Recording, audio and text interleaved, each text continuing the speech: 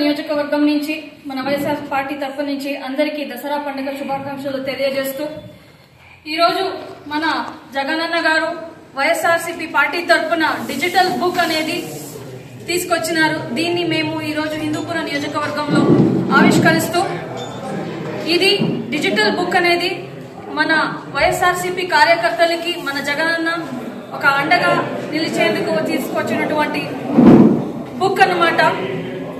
ఎలా కూటమి ప్రభుత్వం వాళ్ళు రెడ్ బుక్ అనేది పెట్టినారో మన కార్యకర్తల కోసం మన జగనన్న డిజిటల్ బుక్ అనేది ఈ రోజు తీసుకొచ్చినారు.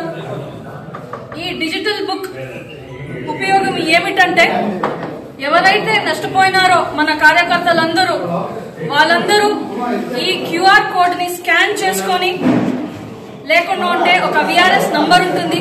ఆ నంబర్ కి కాల్ చేసి వాళ్ళు నష్టపోయినటువంటి ఏరియా వాళ్ళ పేరు ఏమైనా దాఖలాలు ఉంటే అవి అప్లోడ్ చేసేవి ఇవన్నీ వాళ్ళు చేయొచ్చు.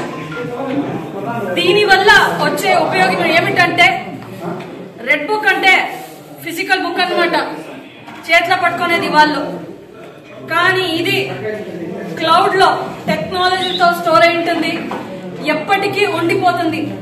టీడీపీ వాళ్ళు కూటమి ప్రభుత్వం వాళ్ళు చేసేటువంటి నేరాలు ఘోరాల్లో మన వైఎస్ఆర్సీపీ కార్యకర్తల మీద దీంట్లో రికార్డ్ అయి ఉంటాయి.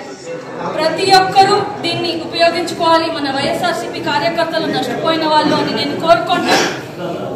అలాగే మొన్న మిథునన్న గారు విడుదల అయినారు. ఏ కుట్ర చేయకుండా తప్పుడు ఆరోపణలు చేసి మన మిథునని ధనంజయ రెడ్డి అని వీళ్ళందరినీ లోపలేస్తున్నారు. మన మిథునన్న బయటకు వచ్చినారు. ఇది కూడా ఈ డిజిటల్ బుక్ లో ఎక్కుతుంది అని చెప్తూ ప్రతి ఒక్క కార్యకర్త నష్టపోయిన వాళ్ళు ఈ డిజిటల్ బుక్ అనేది ఆ ఐవీఆర్ఎస్ నంబర్ అనేది ఉపయోగించుకొని రికార్డ్ చేయాలని నేను కోరుకుంటున్నాను.